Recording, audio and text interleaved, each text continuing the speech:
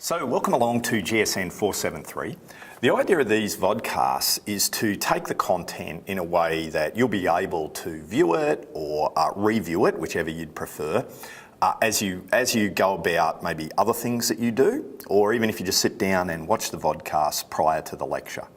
That way you can come back to the material whenever you want and hopefully also use it to prepare for the lectures. That'll become important as we go along and you'll understand why.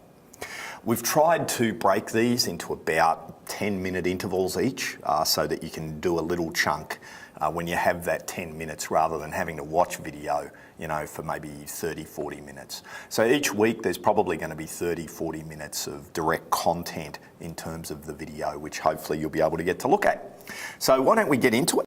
We're looking at corporate accountability and governance, as the slide says. So one of the big things that's happened in the modern economy, particularly since the probably late 80s, has been the rise of corporate failure and looking to ascertain what actually went wrong with these large corporate failures, and not even failures, but even really flawed decision making. And so what you can see on this slide here is a sample of some of the recent problems and not so recent problems that have historically led to the rise of corporate governance, and thinking about accountabilities in our organisations. So if we look at some of these, recently in Australia we've had the ABC Learning Centres. It's a few years ago now, but the collapse of a very large organisation, some would say due to governance problems. There was also some strategic issues involved there. But we could go through any one of these logos to get behind what corporate governance means. But what you end up seeing is that it involves actually quite a number of different topics. So in Walt Disney, we've had problems, say, of CEO remuneration. Coles-Myer, problems of Solomon Lew and being a conflicted director. OneTel dealt with strategic problems, but also key solvency issues. WorldCom, accounting irregularities. NAB, the idea of corporate culture being a particular problem in governance. And again, I could go through each of these, but I won't bore you with it. To me, the key thing for us to think about here is what is the scale and scope of corporate governance and accountability that we're dealing with. What does it actually mean? Because I think to a lot of people it actually just means compliance, when I think in reality it deals with a lot more than that. And that's hopefully part of what we'll try to get into and unpack and understand in this subject. So to help us through this, we're going to deal with three particular topics in the first session. First, we just want to get a kind of understanding about what corporate governance is and what it isn't. Second thing we're going to look at is the idea of ethics in decision making. That's going to have a little bit of theory, right? Because it's going to give us a bit of a background as to how we can think about what is ethical and what is not ethical. And we can also then start to integrate that into how corporations make decisions. And then finally, we're going to look at some of the key theories of corporate governance. And we can get an understanding of maybe why we have the prescriptions that we do in corporate governance, why we have guidelines and what people expect of organisations from a theoretical perspective. So these are foundational elements. What is corporate governance? How can we think about ethical decision making? And what are the key theories that we think about when we think of corporate governance? So because governance is so broad, one of the things that we see is that there's almost a series of paradoxes or balances that are involved in governance. So what we're balancing are stakeholder interests, we're balancing the way we regulate behaviour, and we're also balancing the idea of conformance and performance in what we do. So in terms of stakeholders, there's a whole series of people's rights and responsibilities that we need to take into account when we're making a governance decisions. They involve trade-off and balances. How do we do that? That's what governance is partially about. Governance is also about how we regulate behaviour in an organisation. We're going to do a couple of things in class that looks at this idea of behaviour and the system's impact on behaviour. And so governance is about setting up those systems to hopefully guide the kind of ethical behaviour that we're after. But there are many different ways that our behaviour is regulated, and we have a few down here, from stakeholder concentration, right? So if a stakeholder is very concentrated, take a shareholder for instance, very concentrated, you'll tend to do what they want, right? Because they have a lot of power that will regulate your behaviour. There's market disciplines, the classic market for corporate control, takeovers, discipline management who excessively waste resources. So there's market disciplines. Market disciplines through competition and consumer law are another example of market disciplines in place. We can have contracts which regulate behaviour. We, of course, have corporations acts, etc. And we also have things that like codes of conduct, industry codes of conduct, corporate codes of conduct. They're self-regulatory means of trying to guide our behaviour. And corporations have to balance these and work with these forms of regulation. Finally, the big thing that corporations have to do is balance actually achieving the goals they're set out to do. So in for-profit, they're set up to make a profit and return money to shareholders. They have to balance that with complying with the law and respecting the rights. That often throws up quite difficult decisions for boards about this balance, and how do boards go about that in an ethical way is something we're going to look into. So there's lots of different theories, lots of different definitions of corporate governance, and they're quite broad when you actually get into them. As I was saying before, many people think corporate governance is about compliance and directors' duties, and that's true. They're important components of corporate governance. But it's far more than that. It's actually about the control of corporations. And so what we've put together here is a series of different definitions from different bodies trying to grapple with what exactly is this topic that we're dealing with. One of the reasons that we have this problem is that the whole phrase corporate governance is only about 50 years old. So it was first used in the late 1960s by I think it was a Yale lawyer.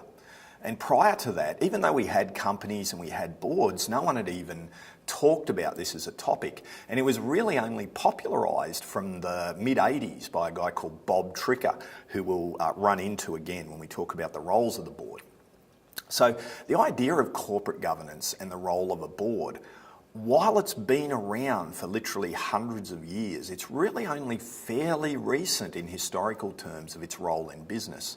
And because of that, it's evolving and developing.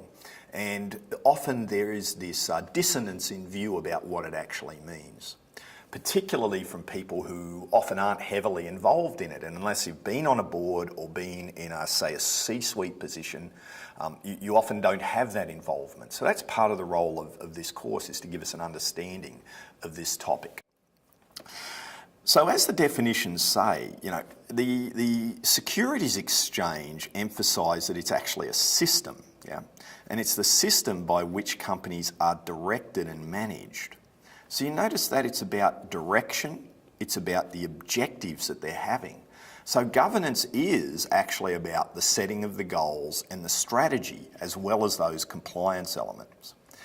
What you'll often hear a lot about is governance as involving risk, and often you'll hear the term that what we want to do is optimise risk. Okay, so it's not about not taking risk, because one of the core benefits of a company is the limited liability status of the corporation. Right? So if you remember back to doing GSN 412, that fantastic law subject, what you'll remember is that a company is a separate legal entity. And the core benefit of a company is the liability of the company is limited to that entity, not to the shareholders. So what companies allow people to do, real people, natural people, is to take risk in a business environment that they wouldn't have taken, right, without that limitation of liability. And it's been written that the modern corporation, this form, is the reason that we have so much to be thankful for in terms of our economic system today. Right? This risk-taking that it's allowed led to a trade, led to the Industrial Revolution and capital coming together. So it's had this huge impact. So it's not about not taking risk. It's about taking appropriate risk. That's what governance is about, okay?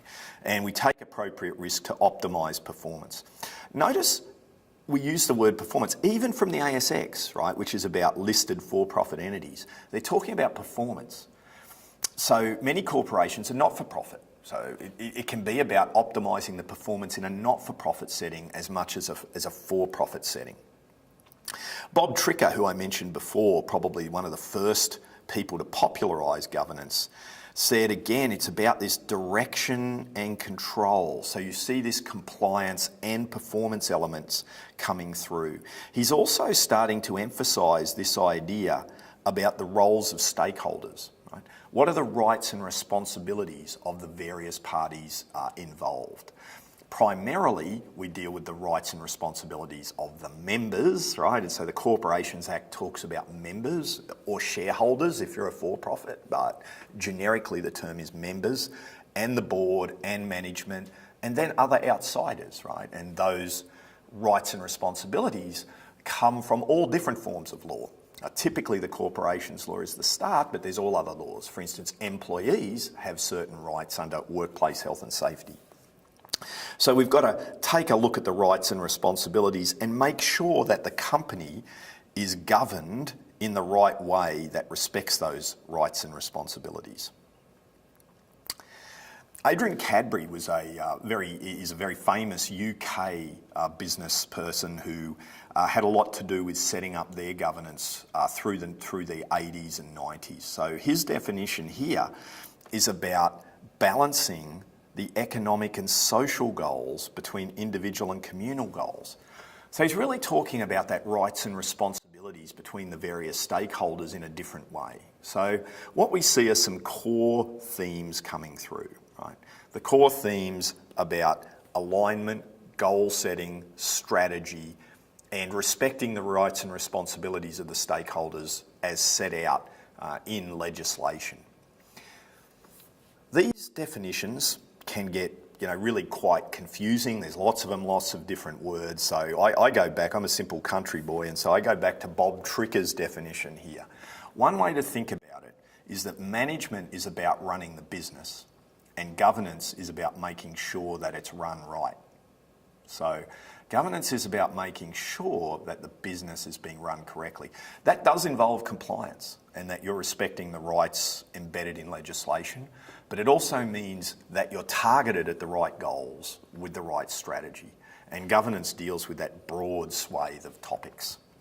For that reason, this subject is actually a great way to think about the entire MBA course towards the end of the degree, right? Because if you think about the topics we're dealing with, the first topic, we deal a little bit with ethics, which hopefully you've run across before as part of the subject, but we deal with it more formally. Along with, we start doing some economics with agency theory. Week 2, we get more into law, right? We deal with directors' duties, corporations law, etc. Week 3, we're dealing with OB, organisational behaviour, right? How boards run, how they operate as a group, etc. Social, psychological forces.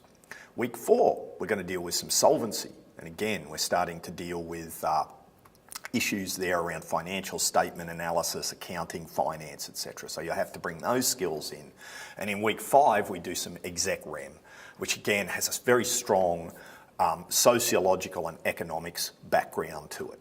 So really the course has been constructed to draw upon all of those core elements that you've been doing today. And then finally, the aspect about putting it into practice, which is what we're going to do in the last session, where you get a chance to apply some of these skills.